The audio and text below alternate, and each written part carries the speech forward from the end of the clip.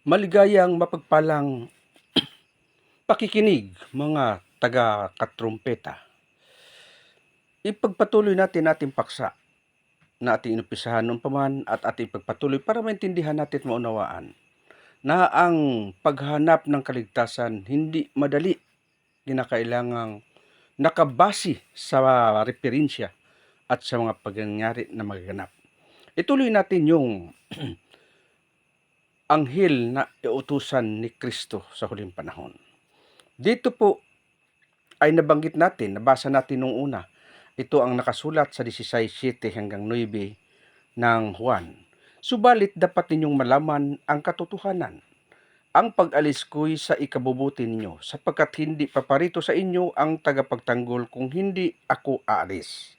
Ngunit kung wala na ako, isusugo ko siya sa inyo. Maliwanag po na ang tagapagtanggol darating lamang kung wala na ang Kristo.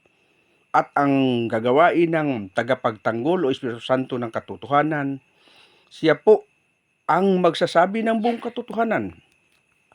Sang-ayon po sa 8, pagdating niya, maliwanag mga kapatid, na darating siya, so may katawan na siya, ay kanyang patutunayan sa mga taga-sanlibutan na mali ang pagkakilala nila tungkol sa kasalanan, tungkol sa pagiging matuwid at tungkol sa paghatol ng Diyos. Sa madaling salita, itong utusan ni Kristo na anghel, tao ito dito sa silangan na siyang magbubunyag at maghayag ng nais ng Diyos, sapagkat ang tao'y hindi nakakabatid kung ano ba talaga ang kasalanan at papaano maglakbay sa daang matuwid at papaano ang hatol ng Diyos upang tayo'y makaalam at makabatid at makapaghanda tayo at makagawa tayo ng nais ng Diyos.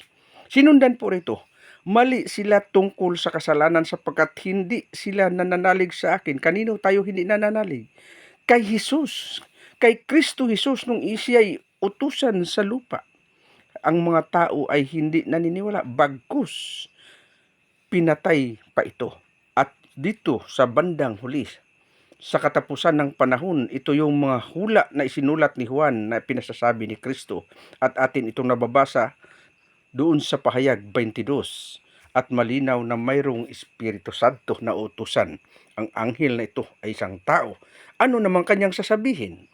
Ngunit, ito po mga kapatid, ang karugtong, ngunit pagdating ng Espiritu ng katotohanan, papatnubayan niya kayo sa lahat ng katotohanan galing sa Diyos. Siya yung magpapatnubay sa bawat nilalang o bawat taong naghanap ng kaligtasan, upang maging banal ang tao't karapat-dapat sa Diyos. Ito yung utusan ng Diyos. Ito yung Espiritu ng katotohanan o patnubay. Sinasabi po rito, sapagkat ang sasabihin niya ay hindi mula sa kanyang sarili. Tayo po ba? Yung atin bang mga leader dyan? Ano bang pinagsasabi? Mayroon bang sinasabi tungkol dito? Kundi ang kanyang narinig. May narinig siya sapagkat inutusan siya ng Diyos.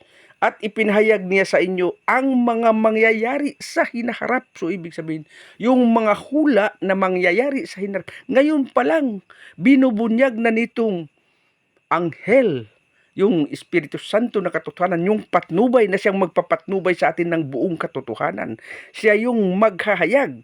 At sang-ayon pa dito sa 14 hanggang 15, parangalan niya ako sapagkat tatanggapin ng Espiritu mula sa akin ang ipahayag niya sa inyo. Yung ipahayag pala po ng patnubay, nagmula kay Kristo.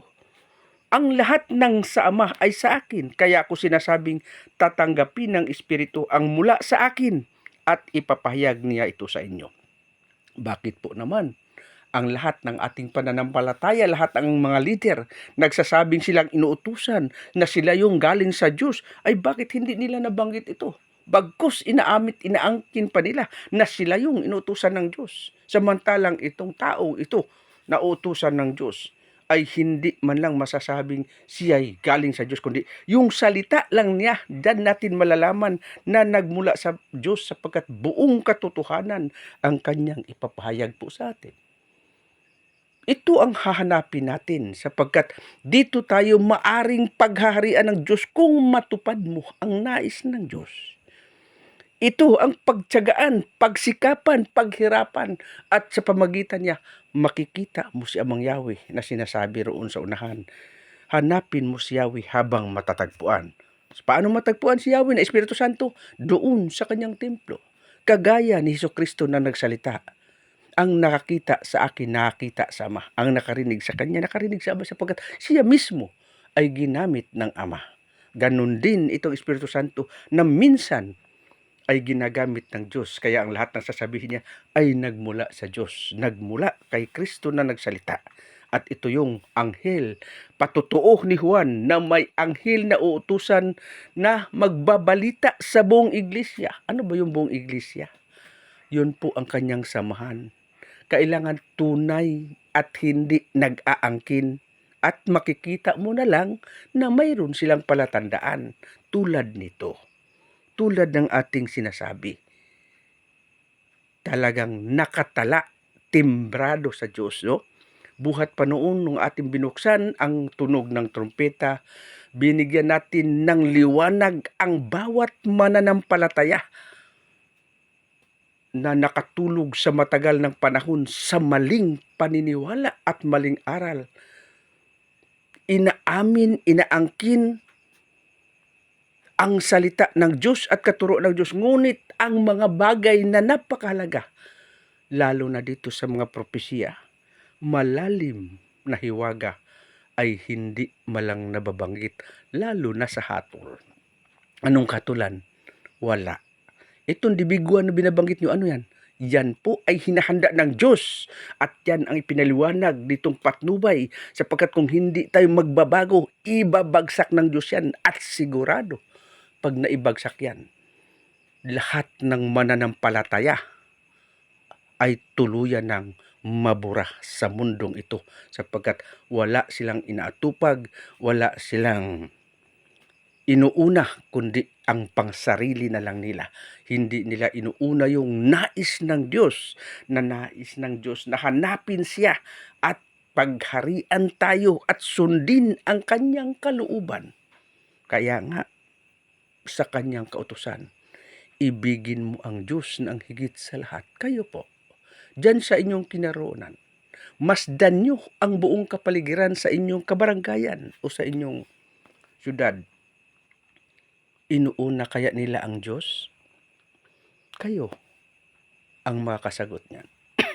Binigyan ba ninyo ang panahon ng Diyos? Kayo ang makasagot niyan. At ang pinakamabigat pa po, hindi na nga natin nagawa, gumawa pa tayo ng labag sa kanyang kalooban. Pakinggan natin at tunhayan ang tunog ng trumpeta. Ito po ang magagabay sa atin sa bawat sandali sa ating buhay.